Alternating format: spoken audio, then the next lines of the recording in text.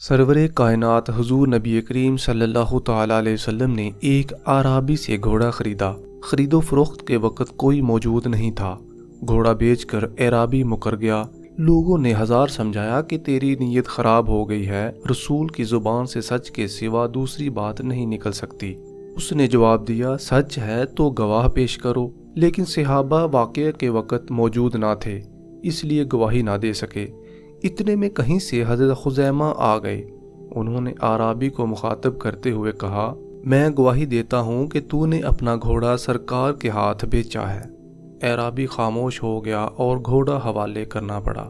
سرور کائنات حضرت خزیمہ کی طرف متوجہ ہوئے اور دریافت کیا، خزیمہ تم واقعے کے وقت موجود تھے ہی نہیں، تم نے شہادت کیسے دی؟ خزیمہ نے جواب دیا، یا رسول اللہ، آپ کی زبان حق ترجمان سے سن کر جب آسمان کی خبر پر ہم شہادت دیتے ہیں تو زمین کی خبر پر ہمیں شہادت دینے میں کیا تعامل ہو سکتا ہے؟ یقین کا چشمہ حقیقی آپ کی زبان ہے، ہماری آنکھ نہیں ہے۔ سرکار دو جہاں یہ جواب سن کر بے حد مسرور ہوئے اور انعام خسروانہ کے طور پر اس دن سے یہ قانون بن گیا کہ حضرت خزیمہ کی ایک گواہی دو گواہوں کے برابر ہے۔ حضرت فاروق اعظم رضی اللہ تعالیٰ عنہ کا دربار خلافت کھلا ہوا تھا۔ مقدمات پیش ہو رہے تھے، مظلوموں کی داد رسی کا سلسلہ جاری تھا کہ ناگہاں ایک خوبصورت نوجوان کو دو طاقتور آدمی پکڑے ہوئے لائے اور فریاد کی، امیر المومنین، اس ظالم سے ہمارا حق دلوایا جائے، یہ ہمارے بوڑھے باپ کا قاتل ہے۔ امیر المومنین نے خوبصورت نوجوان کی طرف اشارہ کرتے ہوئے فرمایا، تم صفائی میں جو کچھ کہنا چاہتے ہو تو کہہ سکتے ہو۔ نوجوان نے بیان دیا، میرا اونٹ ایک باغ میں چلا گیا، باغ کے بوڑھے مالک نے پتھر مار کر میرے اونٹ کی آنکھ پھوڑ دی، میں نے بھی تیش میں پتھر کھینچ کر اسے مارا، میرا ارادہ اس کے قتل کا نہیں تھا، لیکن میری شامت سے وہ مر گیا۔ امیر المومنین نے فیصلہ صادر کرتے ہوئے فرمایا، چونکہ تم نے اقبال جرم کر لیا، اس لیے اسلام کے قانون تعزیرات کے مطابق تم سے قصاص لیا جائے گا، خون کا بدلہ خون۔ نوجوان نے کہا، اسلام کے قانون اور عدالت کے سامنے میں اپنا سر تسلیم خم کرتا ہوں، لیکن اتنی بات عرض کرنے کی اجازت چاہتا ہوں کہ میرا ایک نابالغ بھائی ہے، باپ نے مرتے وقت اس کے حصے کا سونا میرے حوالے کیا تھا، میں نے اسے ایسی جگہ دفن کر دیا ہے جس کا علم میرے سوا کسی کو نہیں، اگر میں سونا اس کے حوالے نہ کر سکا تو قیامت کے دن اپنے باپ کو کیا منہ دکھاؤں گا؟ اس لیے مجھے 3 دن کی مہلت دی جائے، میں اپنے فرض سے سبکدوش ہو کر واپس آ جاؤں تو مجھ پر قصاص جاری کیا جائے۔ امیر المومنین نے تھوڑی دیر غور کرنے کے بعد فرمایا، عدالت کے سامنے اپنا ضامن پیش کرو۔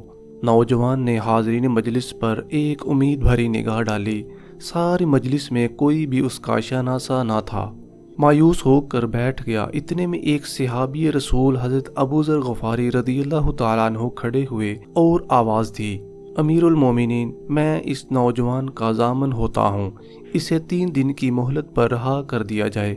ایک جلیل القدر صحابی کی ضمانت پر نوجوان کو رہا کر دیا گیا۔ آج تیسرا دن تھا، درباری خلافت کچا کچ بھرا ہوا تھا، دونوں مدعی بھی حاضر تھے، حضرت ابو ذر غفاری رضی اللہ تعالیٰ عنہ بھی موجود تھے، لیکن نوجوان ابھی تک پلٹ کر نہ آیا تھا۔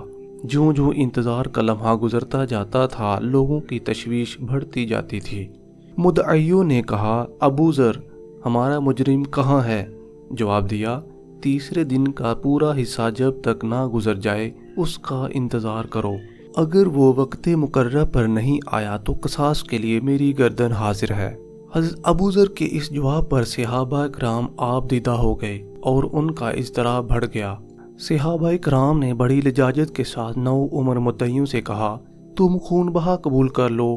مدعیوں نے جواب دیا، ہم خون کا بدلہ خون چاہتے ہیں۔ امید و بہم کا یہی عالم تھا کہ سامنے اڑتا ہوا غبار نظر آیا، گرد ہٹی تو پسینے میں شرابور مجرم نوجوان کھڑا تھا۔ تماشائیوں کی آنکھیں حیرت سے پھٹی کی پھٹی رہ گئیں۔ امیر المومنین نے نوجوان سے مخاطب ہو کر فرمایا، سزا تمہیں بعد میں دی جائے گی، پہلے ایک بات سنو، تمہیں 3 دن کی مہلت ملی، تمہارا پتہ نشان بھی کسی کو معلوم نہ تھا، سزائے موت سے بچنے کے لیے تم فرار بھی ہو سکتے تھے۔ نوجوان مجرم نے بھیگی پلکوں کے سائے میں کھڑے ہو کر جواب دیا، امیر المومنین میں فرار ہو کر کہاں جاتا، یہاں نہ صحیح وہاں سزا ملتی، لیکن قیامت تک اسلام کے دشمن یہ طعنہ دیتے کہ محمد صلی اللہ علیہ وسلم کے غلام عہد شکن ہیں۔ اس لیے میں نے سوچا کہ زمین پر میرے خون کا دھبا چند دنوں کے بعد مٹ جائے گا، لیکن عہد شکنی کا دھبا اسلام کے دامن پر ہمیشہ کے لیے نمایاں رہے گا۔ نوجوان کے اس بیان پر لوگوں کے دل بھر آئے، آنکھیں اشک بار ہو گئیں، اور اسلام کی اس رقت انگیز محبت پر صحابہ کرام کا پیمانہ درد لبریز ہو گیا۔ اب امیر المومنین حضرت ابوذر غفاری سے مخاطب ہوئے، ابوذر، تم بغیر سوچے سمجھے ایک ایسے شخص کے ضامن بن گئے جس کے ساتھ نہ تمہاری کوئی شناسائی تھی، نہ اس کے پتہ نام و نشان سے تم واقف تھے۔ ایک راہگیر پردیسی کی سزائے موت کا بار تم نے اپنے سر لے کر کتنا المناک اقدام کیا تھا۔ اگر خدا نخواستہ وہ نہ آتا تو آج ابوذر کے ماتم میں مدینہ کا کیا حال ہوتا۔ حضرت ابوذر غفاری بے تاب ہو کر کھڑے ہو گئے۔ امیر المومنین، ایک ابوذر نہیں، 1000 ابوذر مدنی سرکار کی ادائے رحمت پر قربان ہیں۔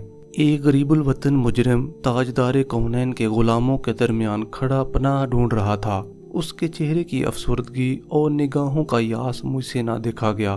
میں نے سوچا قافلہ گزر جائے گا، نشان قدم باقی رہے گا، کہیں آنے والی دنیا یہ نہ کہہ دے کہ محمد رسول اللہ صلی اللہ علیہ وسلم کے غلاموں میں اتنی بھی غم گساری کا جذبہ نہیں تھا کہ اپنے ہی ایک بھائی کو 3 دن کے لیے پناہ دے دیتے۔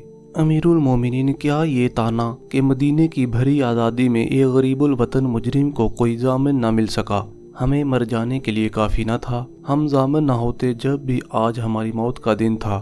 حضرت ابوذر غفاری جواب دے کر جو ہی بیٹھے، دونوں مدعی کھڑے ہو گئے۔ امیر المومنین، تاریخ اسلام کی شاہراہ روشن کرنے میں ہم کسی سے پیچھے نہیں رہنا چاہتے۔ ہم بھی یہ برداشت نہیں کر سکتے کہ آنے والا مورخ مدنی سرکار کے غلاموں کو یہ طعنہ دے کہ ان میں اتنا بھی جذبہ رحم نہیں تھا کہ واپس لوٹ کر آنے والے مجرم کو معاف کر دیتے۔ امیر المومنین، گواہ رہیے کہ ہم اپنے باپ کے خون کا دعویٰ واپس لیتے ہیں اور دل کی اتھاہ گہرائیوں سے اپنے ایک بھائی کو معاف کرتے ہیں۔ مدعی ابھی بیان دے ہی رہے تھے کہ عدالت فاروقی مبارکباد کے شور سے گونج اٹھی۔ ہر آنکھ خوشی میں پرنم تھی، ہر چہرہ شگفتہ تھا، ہر نظر مخمور تھی، اور ہر دل بادۂ مسرت میں سرشار تھا۔ لیکن وقت کا کارواں یہ درد انگیز نظارہ دیکھ کر حیران تھا، حیرت میں دیکھتا چلا گیا۔ کیا وہ وقت پلٹ کر نہیں آ سکے گا؟